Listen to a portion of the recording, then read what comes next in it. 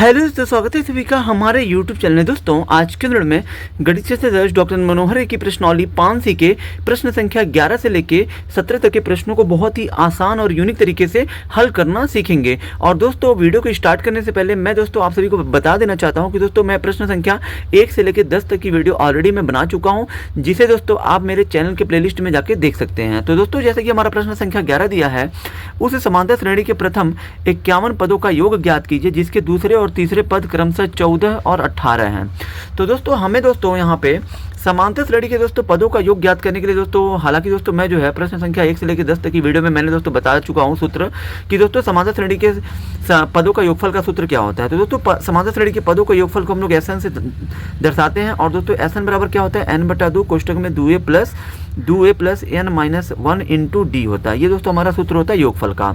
अब दोस्तों योगफल ज्ञात करने के लिए दोस्तों हमें किसी भी समांतर श्रेणी का योग ज्ञात करने के लिए दोस्तों हमें दोस्तों प्रथम पद a का मान चाहिए, d का मान चाहिए और दोस्तों n का मान चाहिए। तो दोस्तों यहाँ पे दोस्तों हमारा प्रश्न में 51 पदों का योग तो बोला है, तो दोस्तों n का मान हमारा हो गया 51। लेकिन दोस्तों यहाँ पे दूसरे और तीसरे पद दिए हैं, प्रथम और दोस्तों सार्वंतर हमारा d नहीं दिया है। तो दोस्तों पहले हम लोग प्रथम पद A और दोस्तों सार्वंतर D ज्ञात करेंगे, उसके बाद ही दोस्तों हम लोग इस जो है समांतर श्रेणी के 51 पदों का योग ज्ञात कर सकते हैं। तो दोस्तों यहाँ पे देखिए, तो दोस्तों जैसे कि दोस्तों हमारा प्रश्न संख्या 11 में क्या दिया है, यहाँ दोस्तों दिया है दूसरा पद कितना है 14 है और तीसरा पद 18 है। यानी दोस्तों दूसरे का मतलब है A2 का मान हमारा कितना दिया है 14। और दोस्तों A2 का मतलब आप क्या समझते हैं, ये दोस्तों A प्लस D का मान है 14 दिया, ये दोस्तों समीकरण 1 मान लीजिए। उसके बाद दोस्तों हमारा दिया है तीसरा पद कितना 18 है, तीसरा पद का मतलब है A3 का मान दिया है 18 और दोस्तों A3 का मतलब क्या होता है A प्लस 2D होता है, बराबर में 18 है तो 18 ये हमारा हो गया समीकरण 2 हो गया। अब दोस्तों समीकरण 1 और 2 को आपको हल करना है। समीकरण 1 और 2 को हल करेंगे तो दोस्तों यहाँ से आपको A या D किसी एक का मान मिलेगा और दोस्तों उसकी सहायता से आप जो नहीं पता है उसको आप ज्ञात कर सकते हैं। तो दोस्तों अब आपको क्या करना है, जब आपका समीकरण 1 और 2 बन गया है तो दोस्तों यहाँ पे आपको क्या करना है, समीकरण 2 में से घटा देना है समीकरण 1 को। ठीक है, समीकरण 2 में से 1 को घटाना है। 2 क्या दिया है, A प्लस 2D बराबर यहाँ पे 18 दिया है और यहाँ दोस्तों समीकरण 1 क्या दिया हमारा, A प्लस D बराबर 14 दिया है। ठीक है, यहाँ दोस्तों घटा रहे हैं तो ये दोस्तों कट जाएगा, 2D में से यहाँ दोस्तों 1D है, 2D में से 1D आएगा तो 1 ही D आएगा, 18 में से 14 जाएगा दोस्तों कितना आ जाएगा 4, यानी कि दोस्तों D का मान हमें यहाँ पे मिल गया 4। अब दोस्तों A का मान याद करेंगे तो दोस्तों D का मान आपको क्या करना है, D का मान समीकरण 1 में रख दीजिए। तो यहाँ पे लिखना है आपको D का मान समीकरण 1 में रखने पर, यहाँ दोस्तों आपको लिखना है D का मान समीकरण 1 में रखना है। D का मान दोस्तों समीकरण 1 में क्यों रखना है, ताकि दोस्तों हमें दोस्तों A का भी मान प्राप्त हो जाए। तो दोस्तों समीकरण 1 हमारा क्या दिया है, A प्लस D बराबर 14 दिया। तो यहाँ पे A है तो ये लिखिए, प्लस D का मान कितना है 4 है तो 4 बराबर में 14। यहाँ दोस्तों D का मान कितना मिल जाएगा 14, प्लस जाएगा इधर क्या हो जाएगा माइनस। तो यहाँ पे A का मान कितना मिल गया, 14 में से 4 गया 10 हो गया, यानी कि A का मान हमें मिल गया 10। अब दोस्तों यहाँ पे बोला है 51 पदों का योगफल, यानी कि दोस्तों यहाँ पे अब आपको SN का सूत्र का प्रयोग करना है। SN बराबर क्या होता है, n/2 कोष्टक में 2a plus n-1 into D होता है। ठीक है, यहाँ दोस्तों n का मतलब दोस्तों क्या है, पदों की संख्या, कितने पदों का योग पूछा है। यहाँ दोस्तों प्रश्न में हमारा दोस्तों 51 पदों का योग बोला, तो यहाँ पे n की जगह पे 51 हो गया, n की जगह पे 51 हो गया, बटा में 2 है तो 2 लिखिए, गुणे 2। A का मान कितना आ गया 10 है तो 10 प्लस n का मान कितना है हमारा प्रश्न में 51, माइनस में कितना है 1 है तो 1 इंटू D का मान दोस्तों कितना है, D का मान यहाँ पे 4 है तो 4 रखिए। ठीक है, अब दोस्तों ये आपका 51/2 हो गया, 2 दहिया में कितना होता है 20 प्लस 51 में से 1 गया 50, 50 चौका कितना होता है 200। ठीक है, अब यहाँ पे ये आपका 51/2 हो गया, 51/2 यहाँ दोस्तों कुछ नहीं तो गुणे का चिन्ह है, 20 और 200 कितना हो गया 220। 2 से 220 को काटेंगे तो यहाँ पे 110 आ जाएगा और दोस्तों 51 का गुणा 110 में करिए तो 11 एकम 11 हो गया, फिर 11 × 5 = 55 और ये कितना हो जाएगा 56 और ये 1 0 तो 1 0, यानी कि दोस्तों हमारा दोस्तों जो योगफल होगा 51 पदों का वो दोस्तों 5660 होगा। ये दोस्तों हमारा इस प्रश्न का दोस्तों उत्तर होगा, सॉरी 5610। अब चलिए दोस्तों हम लोग प्रश्न संख्या 12 को हल करते हैं। दोस्तों हमारा प्रश्न संख्या 12 दिया है, यदि किसी समांतर श्रेणी का mवां पद 1/n और nवां पद 1/m हो तो सिद्ध करो कि mn पदों का योग 1/2 कोष्टक में mn प्लस 1 होगा। यानी कि दोस्तों यहाँ पे हमें सिद्ध करना है mn पदों का योग, यानी दोस्तों mn पदों का योग हमें दोस्तों 1/2 कोष्टक में mn प्लस 1 दिखाना है। तो दोस्तों किसी भी समांतर श्रेणी का अगर मान लीजिए दोस्तों अगर आप mn पदों का योग ज्ञात करते हैं तो दोस्तों योग ज्ञात करने के लिए दोस्तों आपको दोस्तों क्या क्या चाहिए, A का मान चाहिए, D का मान चाहिए। ये दोस्तों हमारा प्रश्न में दिया नहीं है। ठीक है, 12 में दोस्तों दिया नहीं है A और D का मान। और दोस्तों n का मतलब दोस्तों पदों की संख्या, तो दोस्तों यहाँ पे mn पदों का योग बोला तो पदों की संख्या n का मान हमारा तो mn हो जाएगा।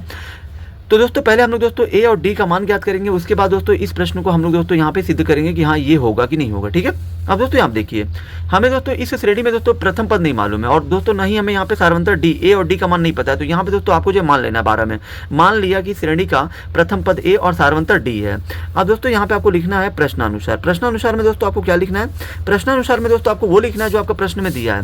प्रश्न में दोस्तों क्या दिया है, एमवा पद दिया है। एमवा पद का मतलब दोस्तों क्या होता है, जैसे दोस्तों एनवा पद का सूत्र होता है a plus n minus 1 into d, उसी तरह से दोस्तों एमओ पद आपका क्या होगा, a plus m minus 1 into d. यानी कि दोस्तों एमओ पद का मान दोस्तों कितना दिया है, एमओ पद का 1/n। तो यहाँ पे दोस्तों a plus m minus 1 into D का मान दिया है 1/n। ये दोस्तों आपका समीकरण हो जाएगा 1। उसके बाद दोस्तों आगे आपका क्या दिया है, एनवा पद भी दिया है दोस्तों 1/n। यानी कि दोस्तों एनवा पद का सूत्र क्या होता है, a plus n minus 1 into d बराबर में दोस्तों ये 1/m है, तो 1/m लिखिए और समीकरण 2 मान लीजिए इसको।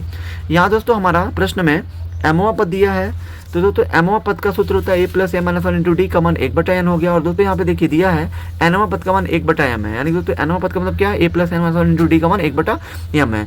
ये दोस्तों समीकरण 1 और 2 बन चुका है। अब दोस्तों यहाँ पे आपको क्या करना है कि दोस्तों यहाँ पे आपको समीकरण 1 में से आपको माइनस कर देना समीकरण 2। समीकरण 1 में से या दो को जब दोस्तों आप घटाएंगे तो दोस्तों यहाँ से आपको ए या डी किसी एक का मान निकलेगा। और दोस्तों हमारा प्रश्न में दोस्तों पहले हमको ए और डी का ही मान ज्ञात करना है। तो दोस्तों समीकरण 1 में से हम 2 घटा रहे हैं, तो दोस्तों एक क्या दिया हमारा, a plus m minus 1 into d बराबर 1/n। और दोस्तों 2 को घटाना है, 2 क्या दिया है, a plus n minus 1 into d बराबर 1/m। ठीक है, घटा रहे हैं दोस्तों, तो यहाँ देखिए इससे ये कट जाएगा। और दोस्तों यहाँ पे देखिए, यहाँ दोस्तों घटा रहे हैं तो दोस्तों ये वाला चिन्ह क्या हो जाएगा, प्लस हो जाएगा। और दोस्तों यहाँ पे -1 से +1 कट जाएगा। और दोस्तों यहाँ पे हमारा क्या बचेगा, यम, और माइनस कर रहे हैं दोस्तों, ये माइनस प्लस है तो क्या हो जाएगा -n। यम में से माइनस करेंगे n, और दोस्तों दोनों में डी का मान तो डी लिख दीजिए। और दोस्तों यहाँ पे क्या बचेगा आपका, यहाँ दोस्तों आपका बचेगा ये 1/n माइनस 1/m। मतलब दोस्तों इसमें से इसको घटा लेना है। अब दोस्तों यहाँ पे देखिए ये जो m माइनस n कोष्टक के बाहर d है, इन दोनों का लसा लीजिए तो क्या हो जाएगा, mn, n से n कटेगा m बचेगा, m का गुणा 1 में m हो गया, माइनस m से m कटा n बचा, n का गुणा 1 में करेंगे तो n हो गया। यहाँ दोस्तों इस पूरे के नीचे कुछ नहीं है तो 1 है, m माइनस n है ये, तो m माइनस n से m माइनस n कटा, यहाँ पे बचा 1। और दोस्तों यहाँ पे d का गुणा mn में करिए तो यहाँ पे हो जाएगा dmn, d इंटू mn हो जाएगा। और तो 1 का गुणा 1 में करिए 1 हो जाएगा। यहाँ से दोस्तों हमें मिलेगा d का मान, तो d का मान क्या हो जाएगा 1, ये इंटू जाएगा, मतलब ये गुणे के रूप में गुणा जाएगा, उधर क्या बचेगा बटे में mn, यानी कि 1/mn। ये दोस्तों हमारा d का मान हो गया। यानी दोस्तों अब तक हमें d का मान मिल चुका है। अब दोस्तों इस d का मान दोस्तों आप समीकरण 1 में रख दीजिए। तो लिखेंगे d का मान समीकरण 1 में रखने पर, 1 में क्यों रखेंगे, ताकि दोस्तों हमें जो है a का मान मिल जाए। तो 1 में रखने पर तो दोस्तों हमारा समीकरण 1 क्या दिया है, तो दोस्तों समीकरण हमारा 1 दिया है, 1 a plus m minus 1 into d बराबर 1/n। ये हमारा समीकरण 1 है। तो दोस्तों यहाँ पे a है तो a, M minus 1 into D का मान दोस्तों कितना है 1/mn, तो 1/mn लिखिए बराबर में 1/n है। ठीक है, यहाँ दोस्तों ये a प्लस 1/mn का गुणा m में करिए तो ये हो जाएगा m बटा में mn, माइनस है तो माइनस, 1/mn का गुणा 1 में करिए तो 1/mn हो जाएगा, बराबर में दोस्तों 1/n है तो 1/n हो गया। अब दोस्तों इसको आपको हल करना है। अब दोस्तों चूंकि हमें दोस्तों a का मान ज्ञात करना है, तो a बराबर यहाँ पे दोस्तों इधर क्या है आपका 1/n है तो 1/n लिखिए, प्लस को ले जाइए इधर क्या हो जाएगा -m बटा में mn, और दोस्तों माइनस जाएगा इधर क्या हो जाएगा +1 बटा में mn। ठीक है, अब दोस्तों यहाँ पे आपको क्या करना है, mn और दोस्तों n का लसा लेना, तो ये हो जाएगा mn, n से n कटेगा बचेगा m का गुणा 1 में करिए m हो जाएगा, माइनस mn से mn एक बार में 1 का गुणा m में करेंगे तो m ही होगा, प्लस mn से mn एक बार में 1 का गुणा 1 में करेंगे तो 1 होगा। यहाँ दोस्तों आपका m से m कटेगा तो दोस्तों a का मान क्या मिलेगा आपको, 1 बचा है, ऊपर नीचे क्या है mn, यानी कि a का मान आपको मिल गया 1 बटा में mn। अब दोस्तों हमें दोस्तों यहाँ पे प्रूफ करना है कि mn पदों का योग, किसका दोस्तों यहाँ पे पूछा है mn पदों का योग, तो दोस्तों sn का सूत्र का अब आपको प्रयोग करना है। sn बराबर क्या होता है n/2 कोष्टक में 2a plus n minus 1 into D. यहाँ पे दोस्तों s है तो s लिखिए, n का मान दोस्तों क्या हो जाएगा mn, क्योंकि दोस्तों हमारा प्रश्न में बोला है, यहाँ पे दोस्तों देख सकते हैं हम mn पदों का योग हमें ज्ञात करना है। दोस्तों mn पदों का योग का मतलब है कि n का मान हो जाएगा mn, n का मान हो गया mn बटा में 2 कोष्टक में 2 गुणे a का मान कितना आया है, a की जगह पे आपको 1/mn रखना है, क्योंकि a का मान 1/mn है तो 1/mn हो गया, प्लस n का मान क्या हो जाएगा mn, क्योंकि दोस्तों mn पदों का योग हम ज्ञात कर रहे हैं। यहाँ पे -1 इंटू डी का मान कितना है 1/mn है तो 1/mn लिखिए। ठीक है, अब दोस्तों इसको जब आप हल करेंगे तो यहाँ पे ये mn बटा में 2, कोष्टक में 2 का गुणा एक में करिए तो 2 हो गया, बटे में mn प्लस 1 बटा mn का गुणा mn में करिए तो ये हो जाएगा mn बटा में mn, माइनस है तो माइनस 1 बटा mn का गुणा 1 में करिए तो 1 बटा में हो जाएगा ये mn। ठीक है।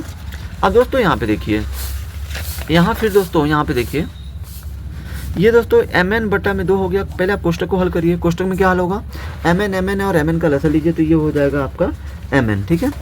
mn से mn कटा एक बार में 1 का गुणा 2 में करिए 2 हो गया, प्लस mn से mn कटा एक बार में 1 का गुणा mn में करिए mn हो गया, माइनस mn से mn एक बार में 1 का गुणा 1 में करिए 1 हो गया।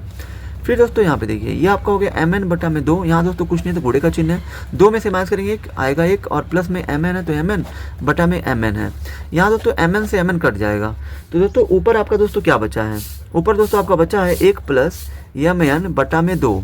तो दोस्तों इसको क्या हम लोग 1 बटा 2 कोष्टक में mn प्लस 1 लिख सकते हैं, क्योंकि दोस्तों इस पूरे को अगर जो हम लोग एक साथ लें तो इसके बाहर दोस्तों कुछ नहीं है तो 1 है गुणा के रूप में। ठीक है, 1 हो गया, अब बटा में 2 है तो 2, और दोस्तों इसको हमने क्या किया, mn को पहले लिख दिया है और ये 1 के आगे कुछ नहीं तो प्लस है, प्लस 1 को बाद में लिख दिया, यानी दोस्तों 1 बटा में 2 mn प्लस 1। यही दोस्तों हमारे प्रश्न में दोस्तों हमें सिद्ध करना था। यहाँ पे आप देख सकते हैं कि mn पदों का योग 1 बटा 2 mn प्लस 1 होगा। तो दोस्तों यहाँ पे देखिए आया है 1 बटा 2 कोष्टक में mn प्लस 1। ये दोस्तों हमारा प्रूव हो गया, यानी दोस्तों ये हमारा प्रश्न प्रूव्ड हो चुका है। अब चलिए दोस्तों हम लोग प्रश्न संख्या 13 को हल करते हैं। प्रश्न संख्या दोस्तों 13 में क्या दिया है, किसी समांतर श्रेणी के प्रथम और अंतिम पद क्रम से 17 और 350 हैं। ठीक है दोस्तों, यहाँ पे दोस्तों हमारा प्रश्न संख्या 13 में दिया है किसी समांतर श्रेणी का प्रथम पद दे दिया है। ठीक है, और अंतिम पद दे दिया है, यानी कि अंतिम पद का मतलब है l का मान लास्ट टर्म 350 है, और यदि सार्वंतर 9 है तो इसमें कितने पद हैं और इनका योग क्या है। यानी कि दोस्तों हमें जो कितने पद का मतलब है कि पदों की संख्या n का मान बताना है, और दोस्तों इनका योग का मतलब है sn का मान बताना है। ठीक है, तो दोस्तों पहले तो आपका जो प्रश्न में दिया है वो आप लिखिए। तो दोस्तों यहाँ पे आपको लिखना है 13 में दिया है। तो दोस्तों हमारा प्रश्न में क्या दिया हुआ है, यहाँ पे a का मान दिया, प्रथम पद कितना है 17 है तो यहाँ पे लिखिए 17। फिर दोस्तों आपका अंतिम पद l का मान दिया है, कितना दिया 350 दिया तो 350 लिखिए। ठीक है, उसके बाद दोस्तों आपका सार्वंतर d का मान दिया है, d का मान कितना है 9 है तो यहाँ पे आपको 9 लिख देना है। ठीक है, अब दोस्तों यहाँ पे देखिए, जब भी दोस्तों आपका किसी भी समांतर श्रेणी में दोस्तों आपको a का मान पता हो, l का मतलब है दोस्तों अंतिम पद पता हो, और दोस्तों d का मान पता हो, और दोस्तों यहाँ पे देखिए कितने पद का मतलब है n का मान अगर दोस्तों आपको इस कंडीशन में निकालना हो, जब आपका a l और d का मान दिया हो तो l बराबर दोस्तों एक सूत्र होता है a plus n minus 1 into D होता है। जब दोस्तों अंतिम पद l दिया हो तो दोस्तों l की जगह पे आप 350 रखिए, a का मान कितना है 17 तो 17 रखिए, प्लस n का मान नहीं दिया तो मत रखिए, d का मान 9 है तो 9। यहाँ दोस्तों ये आपका हो गया 350 बराबर ये 17 प्लस 9 का गुणा n में करिए 9n हो गया, माइनस 9 एकम हो गया 9। ये दोस्तों आपका 350 हो गया बराबर 17 में से माइनस करेंगे 9 कितना होगा 8, और प्लस में 9n है तो 9n। यहाँ दोस्तों 350 हो गया, प्लस को इधर हो जाएगा माइनस, और दोस्तों इधर आपका बचेगा 9n। 350 में से दोस्तों 8 को घटाएंगे तो ये आपका आ जाएगा 342 बराबर में 9 है तो 9। यहाँ दोस्तों ये आपका हो जाएगा 9 तरीके 27। ठीक है, 27 फिर 9 8 हो जाएगा 72, यानी कि 9 से 342 को काटेंगे तो 38 बार में कटेंगे, और यहाँ पे बचा n, और यानी कि दोस्तों n का मान आपका आ गया, यहाँ दोस्तों आपका आ गया 38। ठीक है, n का मान दोस्तों आपका होगा 38। अब दोस्तों हमें दोस्तों क्या पूछा है, इनका योग पूछा है, यानी दोस्तों कितने पद हैं, तो दोस्तों पदों की संख्या 38 हो गई, और दोस्तों इन दोस्तों 38 पदों का योग भी पूछा हमारा प्रश्न, यानी दोस्तों sn का मान पूछा है। तो दोस्तों sn का सूत्र क्या होता है, n बटा 2 कोष्टक में 2a plus n minus 1 into D होता है। ठीक है दोस्तों, ये हमारा सूत्र होता है 2a plus n minus 1 into D होता है। तो दोस्तों यहाँ पे n का मान कितना हो जाएगा 38, और बटा में 2 कोष्टक में 2a, a का मान दोस्तों हमारा प्रश्न में दिया है 17 प्लस n का मान तो आपका आ ही गया है 38 माइनस 1 इंटू डी का मान कितना दिया है 9 दिया है। 2 से 38 को मतलब काटेंगे आप तो 19 बार में कटेगा, ये 17 दूना हो गया 34, प्लस यहाँ दोस्तों 38 में से माइनस करेंगे एक 37 आएगा, और 37 का गुणा जब आप 9 में करेंगे, 37 का गुणा जब आप 9 में करेंगे तो दोस्तों यहाँ पे कितना हो जाएगा, ये दोस्तों आपका आ जाएगा 333 आ जाएगा। ठीक है, जब आप 38 में से 1 को घटाएंगे 37 आएगा, 37 का गुणा 9 में करेंगे तो 333 होगा। अब दोस्तों ये आपका 19 कोष्टक में 34, और दोस्तों ये जब आप 333 को जोड़ेंगे तो कितना आएगा, ये 4 3 हो गया 7, 3 3 हो गया 6, और यहाँ पे 3 हो गया।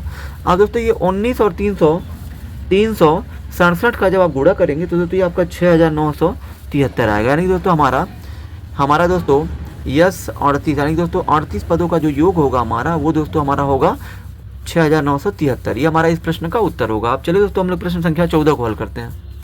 दोस्तों यहाँ पे हमारा प्रश्न संख्या 14 दिया है, यदि किसी समांतर श्रेणी के प्रथम n पदों का योग 4n माइनस एन स्क्वायर है, यानी कि दोस्तों यहाँ पे किसी समांतर श्रेणी के दोस्तों n पदों का योग दे दिया है। ठीक है, n पदों का योग का मतलब है कि Sn का मान दे दिया है हमें 4n माइनस एन स्क्वायर, ये आपका दे दिया है, इसको आपको लिख लेना है ऐसे। ठीक है, यहाँ पे दोस्तों देखिए दिया है, यदि किसी समांतर श्रेणी के प्रथम n पदों का योग, n पदों का योग का मतलब है कि Sn का मान दे दिया 4n माइनस एन स्क्वायर।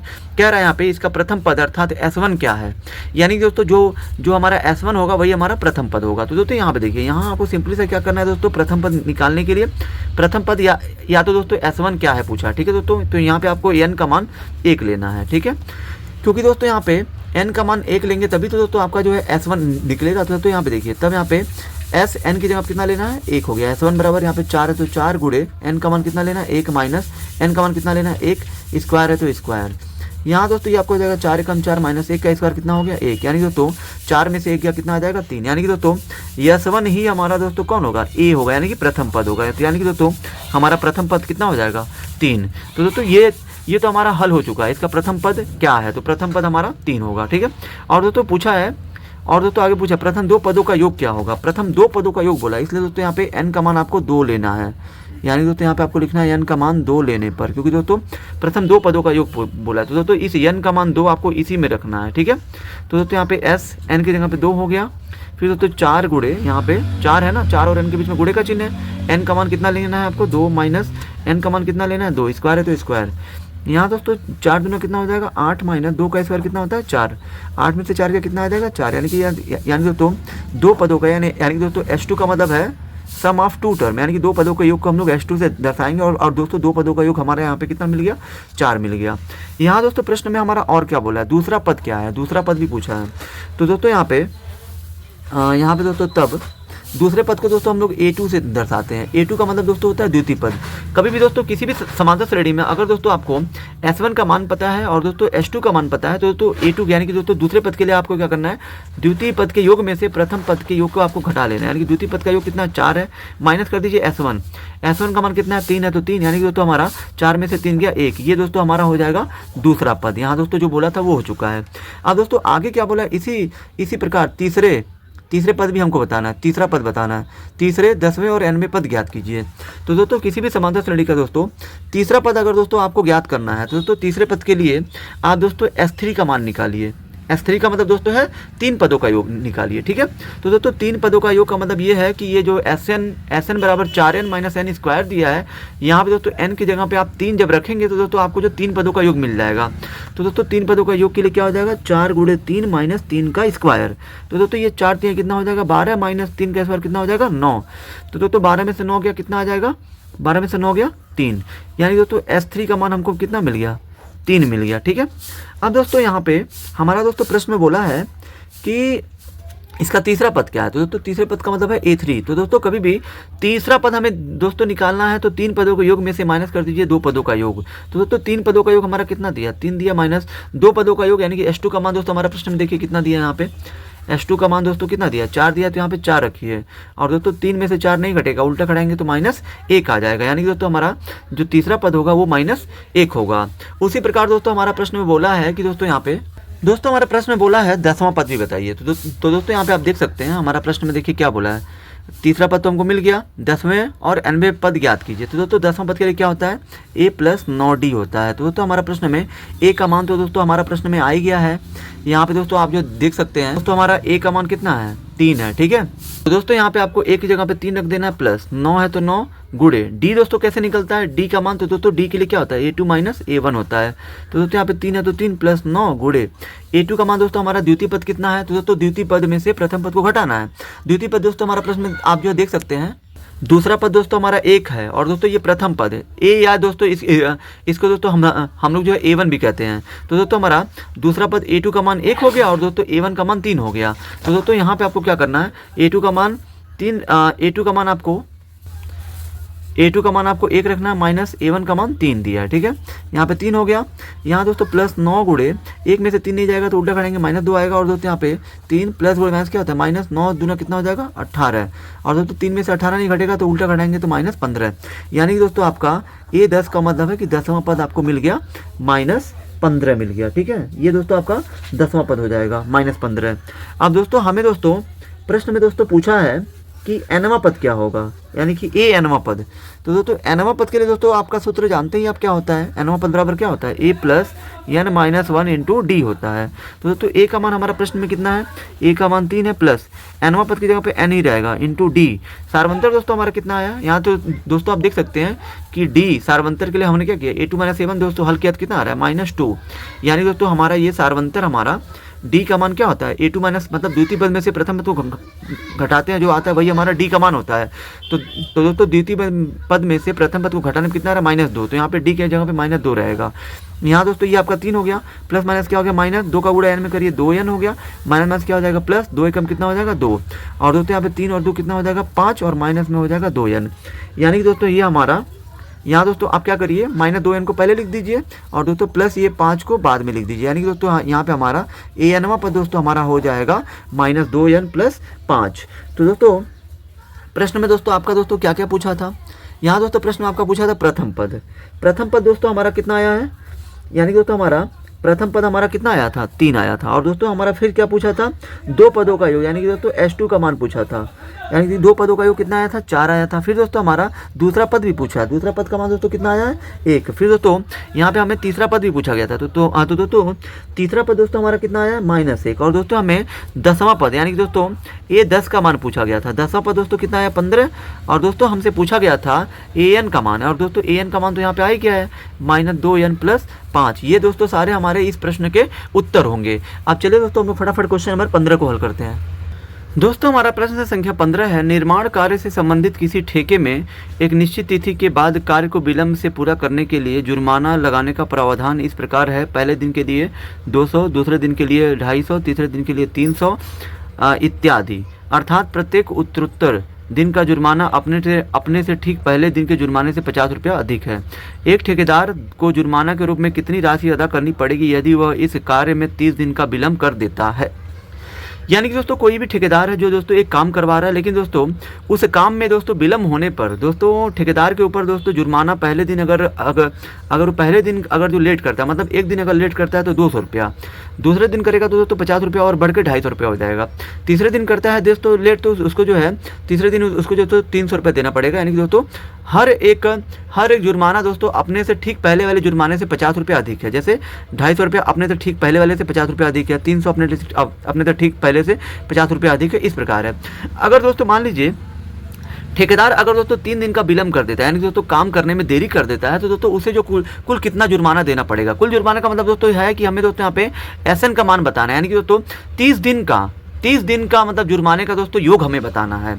तो दोस्तों यहाँ पे देखिए, पहले दोस्तों आपको दोस्तों प्रश्न में लिख लेना है 15वां में आपका दोस्तों दिया क्या है, 15वां में ठीक है हल दिया है। पहले दिन के विलंब के लिए जुर्माना कितना है, 200 है, दूसरे दिन के विलंब के लिए जुर्माना कितना है, 250 है, तीसरे दिन के विलंब के लिए जुर्माना कितना है, 300 है। तो दोस्तों अतः जो प्राप्त श्रेणी होगी दोस्तों इन सब चीज़ों से दोस्तों हमें क्या होगी, पहले दिन 200 दे रहा है, दूसरे दिन दोस्तों 250 दे रहा है, तीसरे दिन दोस्तों 300 दे रहा है, ऐसे ही करके डट दोस्तों आगे भी हमारा बढ़ता जा रहा है। तो दोस्तों यहाँ पे हमें दोस्तों 30 दिन का दोस्तों टोटल जुर्माने का हमको योग बताना है। 30 दिन का जुर्माने का योग का मतलब दोस्तों है कि हमको यह 30 का मान बताना है, यानी कि दोस्तों 30 दिन का जुर्माना। तो दोस्तों समांतर श्रेणी के n पदों का योगफल का सूत्र क्या होता है, n/2 होता है। तो दोस्तों n का मतलब है कि 30 दिन का हमको बताना है, तो n का मान 30 हो जाएगा, 30/2 कोष्टक में 2a होता है, 2a होता है, यानी 2 गुणे a का मतलब है प्रथम पद और प्लस n माइनस, यानी 30 दिन का निकालना है तो n का मान 30 हो गया, -1 इंटू डी।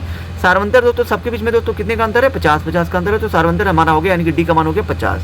यहाँ दोस्तों 2 से 30 को काटेंगे 15 बार में कटेगा। कोष्टक में दोस्तों 200 दूना कितना हो जाएगा, 400। फिर दोस्तों प्लस में 30 में से 1 गया दोस्तों कितना आ जाएगा, 29। यहाँ दोस्तों इंटू 50 है तो 50 लिखिए।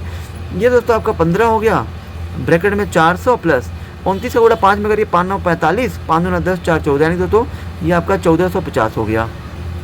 अब दोस्तों ये आपका हो गया 15, 1450 और दोस्तों 400 को जोड़ेंगे तो 1850 हो जाएगा।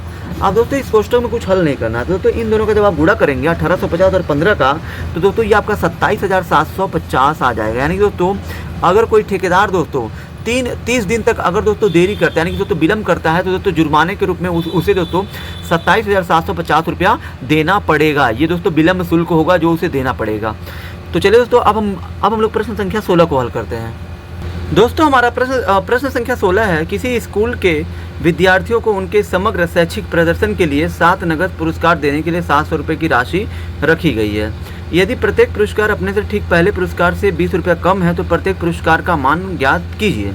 यानी दोस्तों किसी विद्यालय में दोस्तों कोई दोस्तों वार्षिक कार्यक्रम में मतलब दोस्तों समग्र शैक्षिक प्रदर्शन है, यानी दोस्तों उनके द्वारा दोस्तों विद्यार्थियों के द्वारा दोस्तों एकेडमिक परफॉर्मेंस दिया जाता है, जिसके लिए दोस्तों 7 नगद पुरस्कार देना है। अब दोस्तों 7 नगद पुरस्कार के लिए दोस्तों 700 रुपये की राशि है। लेकिन दोस्तों यहाँ पे दोस्तों देखिए 7 नगद पुरस्कार है और दोस्तों सातों के लिए 700 रुपया रखा गया है। और दोस्तों यहाँ पे बोला है प्रत्येक पुरस्कार अपने से ठीक पहले पुरस्कार से 20 रुपया कम है। यानी दोस्तों प्रत्येक पुरस्कार का हमें मान बताना है कि दोस्तों पहला पुरस्कार कितने रुपए का है, दूसरा पुरस्कार कितने रुपए का है, तीसरा पुरस्कार कितने रुपए का है, चौथा, पांचवा, छठवां, सातवां। यानी दोस्तों ऐसे ही हमें दोस्तों सातों पुरस्कार का अलग अलग मान बताना है कि हर एक पुरस्कार कितने रुपए का है। तो दोस्तों यहाँ पे देखिए सबसे पहले तो दोस्तों हमें ये नहीं पता है कि दोस्तों हमारा जो प्रथम पुरस्कार क्या है। तो दोस्तों यहाँ पे आप मान लीजिए माना प्रथम पुरस्कार की राशि 100 रुपया है, ठीक है। अब दोस्तों यहाँ पे देखिए बोला क्या है, प्रत्येक पुरस्कार अपने से ठीक पहले पुरस्कार से 20 रुपया कम है। अगर दोस्तों पहला मान लीजिए x है तो दोस्तों दूसरा क्या हो जाएगा, जैसे पहले नंबर पे x है। और दोस्तों यहाँ देखिए प्रश्न बोला भी है कि प्रत्येक पुरस्कार अपने से ठीक पहले पुरस्कार से 20 रुपया कम है। यानी दोस्तों पहले वाले से दूसरा वाला, जैसे दूसरा पुरस्कार क्या है, पहला तो x हो गया। अब दोस्तों इससे ये वाला जो दूसरा वाला होगा इससे 20 रुपया कम है इससे, तो दोस्तों 20 रुपया कम का मतलब है कि x माइनस 20 रुपया है ये दूसरा वाला पुरस्कार। अब दोस्तों तीसरा क्या हो जाएगा, तीसरा दोस्तों दूसरे वाले से 20 रुपया ये वाला कम होगा, तो दोस्तों इससे 20 रुपया कम होगा, तो 20 रुपया इसमें आप जोड़ लीजिए 40 हो जाएगा। ऐसे ही दोस्तों आपको चौथा कैसे मिलेगा, तो इसमें आप जोड़ लीजिए 20, 60 हो जाएगा। दोस्तों पांचवा कैसे मिलेगा, इसमें आप जोड़ लीजिए 20, तो कितना हो जाएगा 80। छठवां हमारा क्या हो जाएगा, ये हो जाएगा x माइनस 100। सातवां पुरस्कार क्या हो जाएगा, ये हमारा हो जाएगा x माइनस 120। ये दोस्तों हमारे दोस्तों सातों पुरस्कार होंगे। लेकिन दोस्तों ये दोस्तों हमारा कंफर्म नहीं है कि हमारे ये सातों पुरस्कार कितने हैं। लेकिन दोस्तों हाँ, सातों पुरस्कार को मिलाकर कुल राशि दोस्तों कितना रुपया रखा गया है, 700 रुपया। सातों पुरस्कार का मतलब दोस्तों ये है कि प्रथम पुरस्कार को मिला लीजिए, प्लस कर लीजिए, फिर दोस्तों दूसरा पुरस्कार जोड़ लीजिए x माइनस 20, फिर दोस्तों प्लस कर लीजिए तीसरा पुरस्कार कितना है, x माइनस 40 है। फिर दोस्तों चौथा पुरस्कार कितना है, x माइनस 60 है। फिर दोस्तों पांचवा पुरस्कार कितना है, x माइनस 80 है। फिर दोस्तों यहाँ पे प्लस छठवां पुरस्कार कितना है, x माइनस 100 है। फिर प्लस दोस्तों सातवां पुरस्कार कितना है, x माइनस 120 है। यानी दोस्तों पहला पुरस्कार, दूसरा पुरस्कार, तीसरा, चौथा, पांचवा, छठवां, सातवां, सबको दोस्तों जोड़ने पे सबको दोस्तों कितना आना चाहिए, 700, क्योंकि दोस्तों सातों पुरस्कार को दोस्तों मिलाकर 700 रुपया रखा गया है। अब दोस्तों यहाँ पे देखिए ये दोस्तों x कितने मारे, 1 2 3 4 5 6 7, तो दोस्तों ये आपका हो जाएगा 7x। माइनस में दोस्तों कितना है, माइनस 20 माइनस 40 कितना हो जाएगा, माइनस 60, और माइनस 60 कितना हो जाएगा, 120। और माइनस 120 में दोस्तों 80 जोड़िए तो हो जाएगा 200, और 200 में जोड़िए 100 तो कितना हो जाएगा 300, और 300 में माइनस जोड़िए 120 तो हो जाएगा ये 420, और बराबर में कितना है दोस्तों 720। यहाँ दोस्तों ये 7x हो गया, ये 700 सॉरी ये दोस्तों आपका 700 है, 700, और दोस्तों ये प्लस माइनस जाएगा इधर क्या हो जाएगा, प्लस 420 हो जाएगा। अब दोस्तों ये 700x हो गया, सॉरी 7x हो गया। अब दोस्तों ये 700 में आप 420 जोड़ेंगे तो दोस्तों ये आपका कितना आ जाएगा, 7 4 11, यानी 1120 हो जाएगा। अब दोस्तों 7 से आप 1120 को काटिए तो 7 एकम कितना हो जाएगा, 7 से 11 काटिए एक बार में, बचा 4 के साथ 2 लीजिए कितना हो जाएगा 42, और 7 से 42 से भाग दीजिए 6 बार में, 0 आएगा तो 0। यानी दोस्तों यहाँ पे 7 से आप 1120 को काटेंगे तो 160 बार में कटेगा। अब दोस्तों हमारा प्रश्न में पूछा कि प्रत्येक पुरस्कार कितने रुपए का है। तो दोस्तों यहाँ पे देखिए प्रत्येक पुरस्कार यहाँ पे लिखेंगे, अतः यहाँ पे आपको लिखना है, अतः प्रत्येक पुरस्कार का मान बराबर। पहला पुरस्कार दोस्तों आपने यहाँ पे क्या माना था, पहला पुरस्कार आपने माना था x, पहला तो x ही है, तो दोस्तों x का मान कितना आ गया 160। अब दोस्तों दूसरा क्या है, दोस्तों हर एक पुरस्कार अपने से पहले वाले पुरस्कार से 20 रुपया कम है, तो दोस्तों इससे 20 रुपया कम क्या होगा 140, फिर दोस्तों क्या होगा 120 होगा, फिर दोस्तों आपका क्या होगा 100 रुपया होगा, फिर दोस्तों आपका क्या होगा 80 होगा, फिर दोस्तों आपका क्या होगा 60 होगा, 1 2 3 4 5 6, और दोस्तों ये होगा 40। यानी दोस्तों हमारा पहला पुरस्कार होगा 160, दूसरा होगा 140, 120, 100, 80, 60, 40। ये दोस्तों आपके सबके सारे पुरस्कार के मान होंगे। यानी कि दोस्तों सातों पुरस्कार के मान हमारा, पहला पुरस्कार 160 रुपये का होगा, दूसरा 140 का होगा, तीसरा 120 का होगा, चौथा 100 रुपये का होगा, पांचवा 60 रुपये का होगा, छठवां 60 रुपये का होगा, और दोस्तों सातवां पुरस्कार आपका 40 रुपये का होगा। यानी कि दोस्तों यही हमारे सातों पुरस्कार के मान होंगे। अब चलिए दोस्तों हम लोग प्रश्न संख्या 17वें को बहुत ही आसान तरीके से हल करते हैं। दोस्तों हमारा प्रश्न संख्या 17 दिया है। एक स्कूल के विद्यार्थियों ने वायु प्रदूषण कम करने के लिए स्कूल के अंदर और बाहर पेड़ लगाने के बारे में सोचा। यह निर्णय लिया गया कि प्रत्येक कक्षा का प्रत्येक अनुभाग अपनी कक्षा की संख्या के बराबर पेड़ लगाएगा। उदाहरणार्थ कक्षा 1 का एक अनुभाग एक पेड़ लगाएगा, मतलब दोस्तों कक्षा 1 का एक अनुभाग एक पेड़ लगाएगा, कक्षा 2 का अनुभाग 2 पेड़ लगाएगा, कक्षा 3 का एक अनुभाग 3 पेड़ लगाएगा, यदि इत्यादि और ऐसा कक्षा 12 तक के लिए चलता रहेगा। प्रत्येक कक्षा के 3 अनुभाग है, ठीक है। तो हैं इस स्कूल के विद्यार्थियों द्वारा लगाए गए कुल पेड़ों की संख्या ज्ञात कीजिए। कुल पेड़ों की संख्या का मतलब दोस्तों है कि हमें दोस्तों यहाँ पे योग बताना है कि कक्षा 1 से लेके कक्षा 12 तक के विद्यार्थियों के द्वारा कुल कितना पेड़ लगाया जाएगा। अनुभाग का मतलब दोस्तों होता है सेक्शन होता है, ठीक है। जैसे कि मान लीजिए दोस्तों कक्षा 1 का एक अनुभाग का मतलब है कि कक्षा 1 का एक सेक्शन एक पेड़ लगाएगा, और दोस्तों हर एक क्लास का 3-3 सेक्शन है। यहाँ दोस्तों देखिए दिया है प्रत्येक कक्षा के 3 अनुभाग है, मतलब दोस्तों हर एक कक्षा के 3 सेक्शन है। तो मान लीजिए यहाँ दोस्तों आपको जो लिखना है प्रश्न संख्या 17 में क्या दिया है प्रत्येक कक्षा के लिए तीन अनुभाग हैं, यानी कि 3 अनुभाग का मतलब है कि 3 सेक्शन है हर एक कक्षा के, ये हमारा दिया है। तो मान लीजिए दोस्तों कक्षा 1 के द्वारा लगाए गए कुल पेड़, तो दोस्तों ये बताइए कक्षा 1 का एक अनुभाग का मतलब है कि मतलब कक्षा 1 का एक अनुभाग एक पेड़ लगाएगा। तो मान लीजिए कक्षा 1 के 3 अनुभाग है, तो कितना पेड़ लगाएंगे ये लोग? 3 पेड़। अब दोस्तों कक्षा 2 के द्वारा लगाए गए कुल पेड़, तो दोस्तों यहाँ देखिए कक्षा 1 का एक अनुभाग अगर एक पेड़ लगाएगा तो कक्षा 1 में 3 अनुभाग है तो 3 पेड़ हो गए। अब दोस्तों उसी तरह से कक्षा 2 का एक अनुभाग 2 पेड़ लगाएगा, और दोस्तों कक्षा 2 में भी 3 अनुभाग यानी कि 3 सेक्शन है, तो ये दोस्तों कितने पेड़ लगाएंगे? टोटल 6। अब दोस्तों कक्षा 3 के बच्चे 3 पेड़ लगाएंगे, और दोस्तों इसमें कक्षा 3 में तीन जो है अनुभाग हैं, तो 3 तरीका कितना हो जाएगा? 9। इसी प्रकार दोस्तों कक्षा 12 तक पेड़ लगाए जाएंगे, ठीक है। ऐसे ही कक्षा 3 हो गया, 4, 5, 6 ऐसे। तब दोस्तों तब श्रेणी इस प्रकार से बनेगी हमारे दोस्तों। श्रेणी क्या बनेगी? कक्षा 1 के द्वारा दोस्तों कितना पेड़ लगाया जा रहा है? 3 पेड़। कक्षा 2 के द्वारा कितना पेड़ लगाया जा रहा है? 6 पेड़। कक्षा 3 के द्वारा कितना पेड़ लगाया जा रहा है? 9। तो दोस्तों इस प्रकार से हमारा जो है कक्षा 12 तक चलता रहेगा, ठीक है, कक्षा 12 तक। अब कुल कक्षाओं की संख्या दोस्तों कितनी है? n का मान दोस्तों 1 से लेकर 12 तक कितना क्लास होगा? 12। और दोस्तों यहाँ पे हमें कक्षा 1 से लेकर कक्षा 12 तक के बच्चों द्वारा कुल लगाए गए पेड़ों की संख्या बतानी है, यानी दोस्तों SN का मान बताना है। तो दोस्तों SN बराबर क्या होता है? n/2 कोष्टक में 2a plus n-1 into D होता है। तो दोस्तों n का मतलब है कि कुल कक्षाओं की संख्या कितनी है? 12। तो n का मान हमारा हो गया 12/2 कोष्टक में 2a का मतलब है कि a का मतलब क्या है? प्रथम पद 3 है तो 3 हो गया, प्लस n का मान कितना है? 12 माइनस 1 इंटू डी का मतलब क्या है? सार्वंतर। सबके बीच में दोस्तों कितने का अंतर है? देख सकते हैं आप, 3 का अंतर है, तो सार्वंतर आपका हो गया 3। 2 से 12 काटे 6 बार में कटा। फिर दोस्तों यहाँ पे 2 3 कितना हो जाएगा? 6 प्लस 12 में से 1 गया 11, और 11 गुणा 3 में करिए हो जाएगा 33। और दोस्तों यहाँ पे 6 गुणे 33 और 6 कितना हो जाएगा? 39।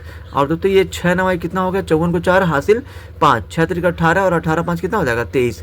यानी कि दोस्तों अगर दोस्तों यहाँ पे कक्षा 12 तक का अगर दोस्तों योग निकाला जाए, सम निकाला जाए, तो दोस्तों 234 पेड़ उनके द्वारा लगाया जाएगा। कक्षा 1 से लेकर 12 तक के विद्यार्थियों द्वारा 234 पेड़ लगाए जाएंगे। और दोस्तों यही हमारा इस प्रश्न का उत्तर होगा। आई होप कि दोस्तों आप सभी को ये वीडियो बहुत ही ज़्यादा पसंद आई होगी। अगर आप हमारे चैनल पर नए हैं तो हमारे चैनल को लाइक, सब्सक्राइब और शेयर जरूर करें।